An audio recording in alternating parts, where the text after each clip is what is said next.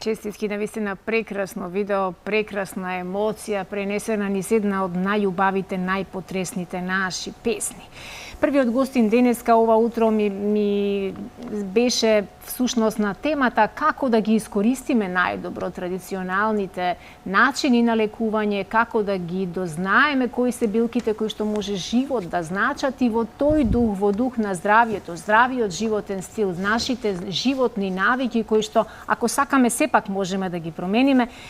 На оваа тема продолжуваме и со вториот наш денешен гостин, ентузијаст, фитнес тренер, инструктор и човек кој што навистина полага за здравите животни навики, Дино Николич, нашиот, мојот всушност втор денешен гостин. Добро утро и добре дојде во утринската науква. Добро утро. Благодарам. Благодарам на поканата, на убавата најава. Чест ми е и задоволство што сум дел од вашата емисија. И мене исто така. Ти си всушност и креатор на Musculatura.mk, така, нели? Каде што многу наши гледачи, верувам помладите кои што ги користат сите овие сајтови и ги користат сите поволности на ова модерно наше живење, може да добијат практични совети и да си изнајдат свој личен водич низ програмата менување на животните навики, промена и подобрување на животниот стил и правење, градење подобра верзија од себе. Возможно ли едино секој еден човек да изгради сам свој нови животни навики без некој да го води и како, на кој начин? Токму така. Првата работа што секој човек би требало да знае дека е возможно да се направи промена во својот живот. Значи е возможно. Сега, откако тоа би го знаел, следно е како тоа да се направи. Целата работа е што човек може да се каже дека може да успее без водство, меѓутоа и не може, затоа што на овој свет ние ништо не правиме сами. Сепак постојат многу материјали, многу луѓе, постои едукација, постојат многу успеси на другите, постојат многу грешки, сето тоа е материјал од кој може да се учи. И на тој начин е фактички настанат мојот вебсайт Musculatura.mk. Така е.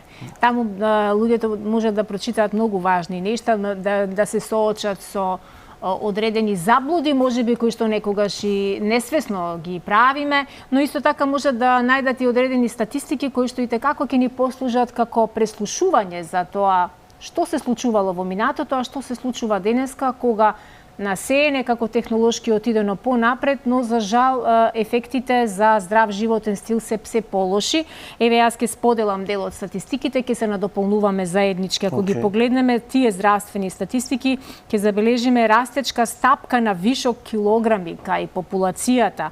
Тоест, преку 40% од населението во светот има вишок на килограми. Од 1975 до денес стапката на дебелост во светот е за 3 пати зголемена. Стапките пак на смртни случаи од незаразни болести се во исто така во пораст, срцевите заболувања, карциномот, 28 милиони луѓе годишно, што е повеќе од жртвите во Втората светска војна годишно. Тестостеронот кај просечниот маж денес е понизок за 40% во споредба со тестостеронот кај просечен маж во 1980 година. Секоја година просечниот маж има за 1% понизок тестостерон. Македонецот јаде 100 грама шеќер дневно, а сите овие нешта укажуваат на тоа дека на вистина во денешницава во која би требало некако да имаме и подолговечни луѓе и поздрави луѓе, ние за жал имаме враќање наназад кон минатото во кое немаше интернет, немаше нутриционисти, немаше теретани на секое уличе. Што ни се случува, Дино? Така е. Многу добро кажано. Приказните и препораките се една работа, затоа што разни професионалци имаат разни препораки во разните науки, и еве да речеме во медицина, па дури во било која наука. Да земете двајца адвокати нема да го кажат можеби истото нешто за истиот проблем. Значи, има разни препораки, тоа води до конфликтност. Од премногу информации, од премногу препораки, човек можеби не знае точно да процени што е исправното. Сето тоа што се случува, тоа што го наведовте, е во суштина голем проблем на оваа планета и во нашата држава и на цела планета, и нешто кое што ги засега сите, меѓутоа не добива доволно внимание затоа што не се реално познати, односно искажани причините зошто е тоа така. Значи да, статистиките се видите, ние напредуваме технолошки, планетата оди напред, технологијата е најдобра до сега што била, а здравјето е најлошо до сега што било. Ако ги земете, како тоа го знаеме? Едноставно, статистиките тоа го кажуваат. Едноставно тоа се гледа. Тоа се гледа и во луѓето. Ако видите стапката на рак, стапката на срцеви заболувања е највисока до сега во споредба со кога било претходно. И сега, според мене, тоа е доказот за ефективноста на било кое поле.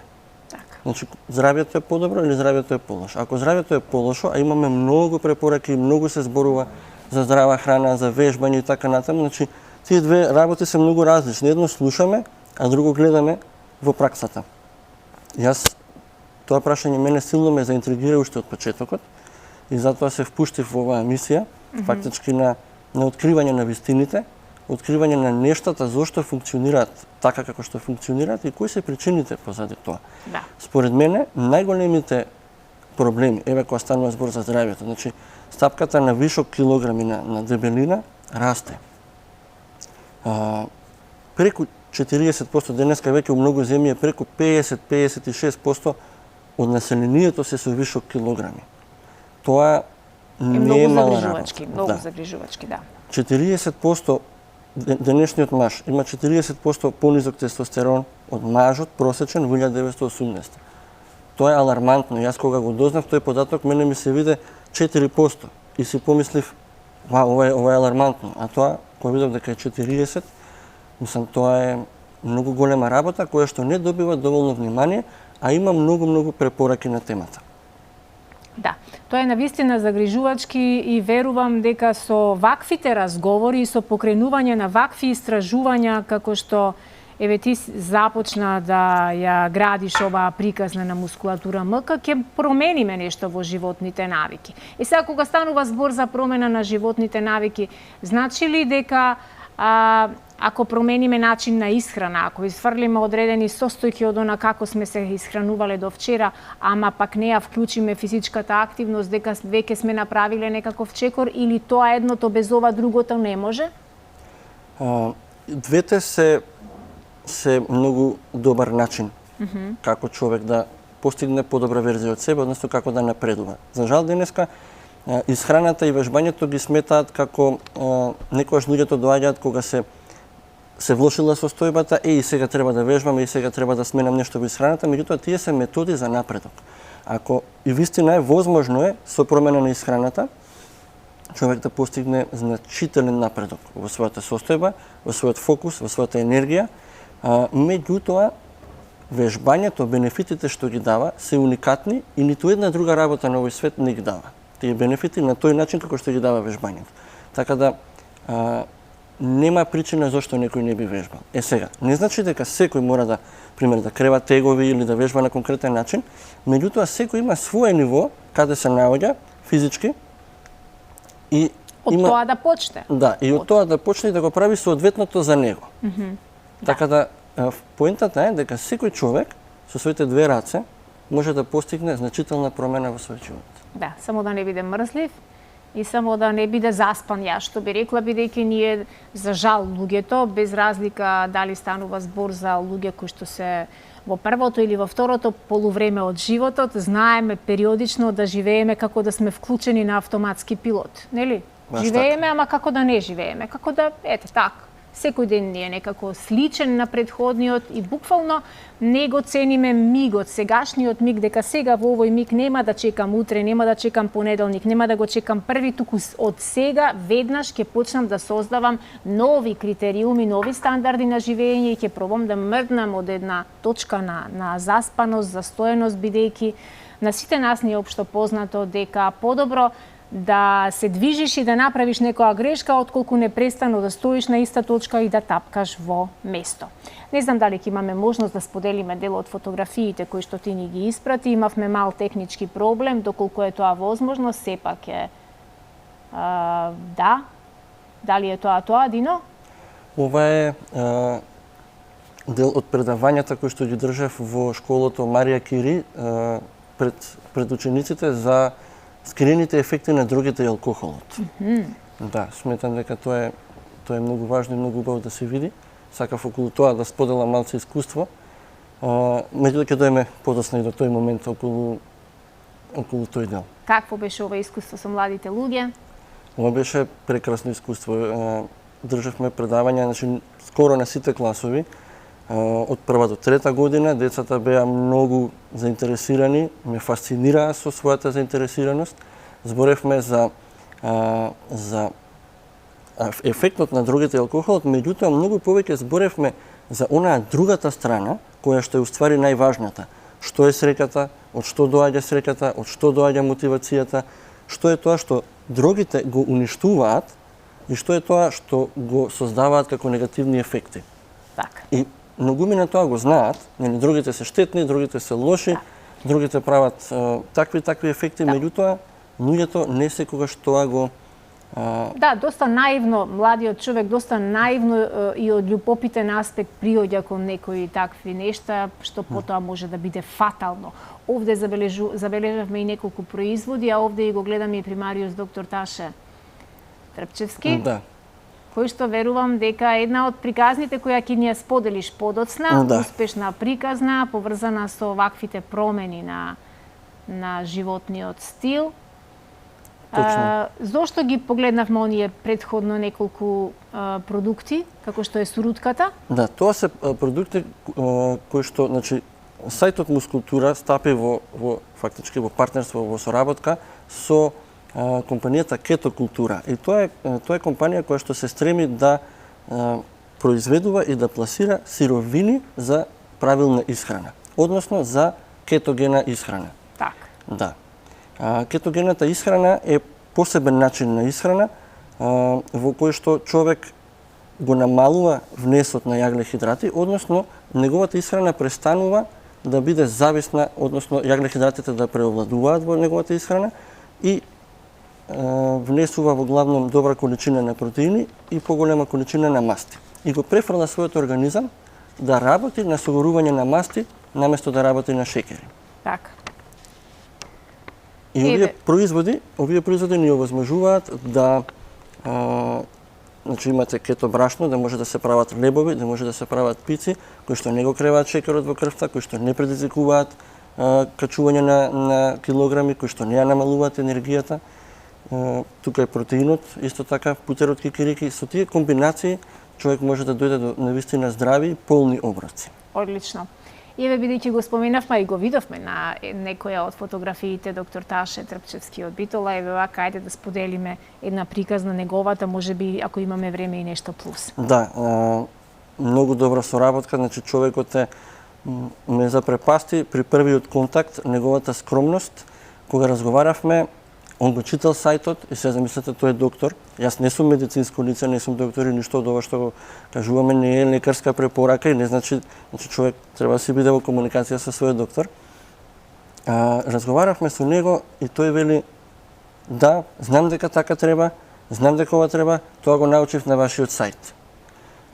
После тоа зборевме, ме прашува некои работи и јас му викам вака и вака треба, во право сте, така ќе правам. Ги следеше сите инструкции и вика, како што ќе кажете, така ќе правам. Браво. Ме запрепасти неговата скромност. Доверба и довербата која ја препознал, точно. која ја препознал, тоа е многу важно, без разлика на неговата титула, на неговото искуство и на се она што доктор Таше создал и направил низ годиниве. Јас имам чест да го познавам и лично, како битолчанка, и се радувам навистина на овие убави, прекрасни промени и на вашата соработка, верувам дека ќе има уште многу во иднина. Да. Дино, колку мускулот има својство да памти, колкава меморија има мускулот, доколку јас да речеме сум била вежбач, сум вежбала, сум практикувала известни физички активности пред 10, 15, 20 години, ама во овие 20 години не сум правела ама баш ништо потешко од пенкало не сум земала во рацете и ако сега повторно стартувам да вежбам, имам ли јас предност во однос на оние кои прв пат во животот започнуваат да вежбаат? Памти ли мускулот? Да, има мускулна меморија, науката се уште се обидува тоа да го објасни, постојат повеќе тези, меѓутоа евидентно е дека таа постои. Не знам дали би биле во предност во однос на некој што прв пат почнува, затоа што состојбите на луѓето се различни. Можеби некој почнува, неговата стартна состојба е пофит е човекот, например, или помалку фит, така да би рекол дека сте во подобра состојба од самите себе од кога прв пат сте почнале. Значи, споредбата ќе биде секако, иако поминале, например, 10 или 20 години, мускулната меморија е тука. И тоа како функционира? Значи, доколку би имале еднособен стан, и сега сакате да споредиме, да речеме, намештаот што би го внеле во тој стан, дека е мускулот, мускулното влакно, мускулната маса. Со вежбањето, вие создавате од тој стан, правите 2 соби, правите 3 соби. Ги полните со, да речеме, со материјали, со намештај. После некој време, поминале 20 години, се испразниле, да речеме, собите, меѓутоа сега просторот е тука и постои можност на многу полесен начин да се изгради мускулната маса, затоа што фактички таа мускулна меморија е во тој простор и во таа подготвеност на ткивата да пораснат повторно. Браво. Имаме уште време, уште некоја минута, еве вака да проговориме околу тоа колку е важно да не вежбаме на своја рака, да не правиме одредени чекори на своја рака за да не создадеме некакви погрешни ефекти, несакани ефекти кои што пак потоа можат да не чинат здравје. Колку е важно, целиот вебсайт muskultura.mk уствари стои како сведок на тоа колку е важно, затоа што скоро сите грешки што таму ги кажувам, што треба да се прави, што не треба да се прави, јас ги имам направено. За други да не ги направат. Да. И во тоа е убавината на учењето. Значи, за сите овие години јас учам, проучувам, применувам во пракса, гледаме како тоа функционира во примена и кај мене и кај други луѓе. Целата работа е што човек мора на своја рака да го прави тоа. Да. Затоа што разбирањето е клучно и тој мора да го има разбирањето. Меѓутоа, значи, поентата е дека нема друга рака што него ќе му го подобри здравјето, мора неговите раце тоа да го направат. Меѓутоа, мора да проучува, да изучува, да најде добар извор на информации. Што е добар извор на информации? Тие информации кои што ни даваат резултати пожелни во пракса. Да. Ако јас сакам да имам подобро здравје и ги употребам овие информации и добијам поголем фокус, поголема енергија, тие информации се добри. Так. Ако јас не добијам, тие информации не се добри, без разлика кој ги дал. Апсолутно. И сосема накратко, во каква поврзаност се вишокот на килограми и допаминскиот лов? Да, постои во нашиот свет, во нашето општество постои допамински лов. Допамин е хормон кој што се излачува во организмот, кој што кога се излачува нас ни дава чувство на исполнетост, чувство на задоволство, чувство на една леснотија. Меѓутоа, ете како на предавањата со дрогите, јас верувајте на предавањата кај децата многу зборував не само за негативните страни на дрогите, како на пример и на хероинот и на кокаинот, меѓутоа многу зборувавме за кафето, односно за кофеинот. Затоа што кофеинот е во наводници непознатата, но најзлоупотребуваната дрога, затоа што самиот кофеин е класична супстанца, класична дрога и прави ефектите од која било класична дрога. Да, и создава зависност, иако ние не сакаме да си признаеме дека сме зависни на кафе, особено ние љубителите на кафе, да. Дефинитивно, јас пиев 20 години кафе, секој ден 2 кафења, не многу, меѓутоа кога решив да престанам, да го прекинам кафето, се јавија оние симптоми на одвикнување, како што се јавуваат кај луѓе кои што се одвикнуваат од дрога. Главоболки, тешки промени на расположение, почна да ме болат коски и мускули. Значи, тоа беше едно неверојатно искуство, меѓутоа што се случува? Кога пиеме кафе, кафето, односно кофеинот, стимулира излачување на допамин во мозокот, во организмот. И тоа нас ни прави едно чувство, така едно поубаво чувство, ни го качува задоволството. Допаминот е одговорен и учествува во мотивација, во добро чувство, во чувство на постигнат успех, допаминот ни дава такво чувство, и е многу учествува во нивото на концентрација и на фокус и чувството на самодоверба. Кога се покачува допаминот, човек се чувствува подобро. Ако допаминот се смали, се влошува чувството. И сега, кога луѓето живеат со грешни навики, живеат на погрешен начин во многу сфери, се исцрпува можноста на организмот да создава допамин, затоа што допаминот доаѓа од натре. Кафето и која било дрога не ни дава ништо самата таа како супстанца па да не направи срекни, туку таа ги узурпира механизмите на организмот и го тера телото, влегува пример кофеинот во организмот и му вели на телото дај ми допамин. Веднаш. И тоа го прават сите дроги. покачи го производството на допамин и организмот го покачува. Меѓутоа, за да произведе организмот допамин, за тоа му требаат сировини, кои што ги има он во себе, ги складира, како и за другите хормони. Кога влегува, да речеме, нека супстанца како што е кофеинот, го присилува организмот да создаде допамин, организмот мора да отиде во своите места каде што му се складирани тие супстанци, сировини за производство на допамин, мора да ги одземе и да ни даде допамин. Меѓутоа, после во животот или во текот на денот, кога треба ние да се почувствуваме добро, организмот оди во тие места да ги извади тие сировини, меѓутоа има помалку тие сировини. И тој не може да даде доволно допамин. И не можеме да се почувствуваме доволно среќни. И што се случува кога не се чувствуваме доволно убаво? Почнуваме да бараме начин како да се чувствуваме убаво. И викаме, време е за второ кафе. И пиеме второ кафе, пиеме трето кафе, има луѓе пијат многу кафења. 100 кафе и пак после не сме среќни. Ми треба energy drink, ми треба тоа и фактички се создава една потрага по допамин, односно по задоволство. Меѓутоа, вистинското задоволство доаѓа од натре и науката тоа го знае дека во телото допаминот е еден од начините што предизвикуваат излачување на допамин е кога ќе постигнеме некоја цел или кога напредуваме. И сега интересно е кога напредуваме, кога добро ни оди, кога ќе завршиме добра работа. Организмот не поддржува со допамин и со други хормони и улогата на допаминот е да направи мотивација кај нас да го повторуваме она што е добро. Е сега, кога човек живее на погрешен начин, затоа што и лоши работи може да излачуваат допамин, како што е пример коцкање, многу кафе, дрога и така натаму, тоа го тера да ги повторува тие активности.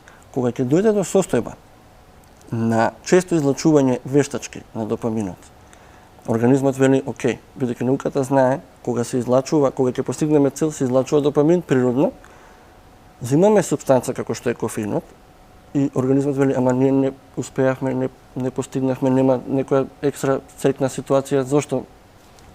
Едноставно супстанцата вика дај го допаминот. И тоа е на вештачки начин, тоа ја намалува способноста на човеков да произведува допамин. Избориме само за еден аспект, само за еден хормон.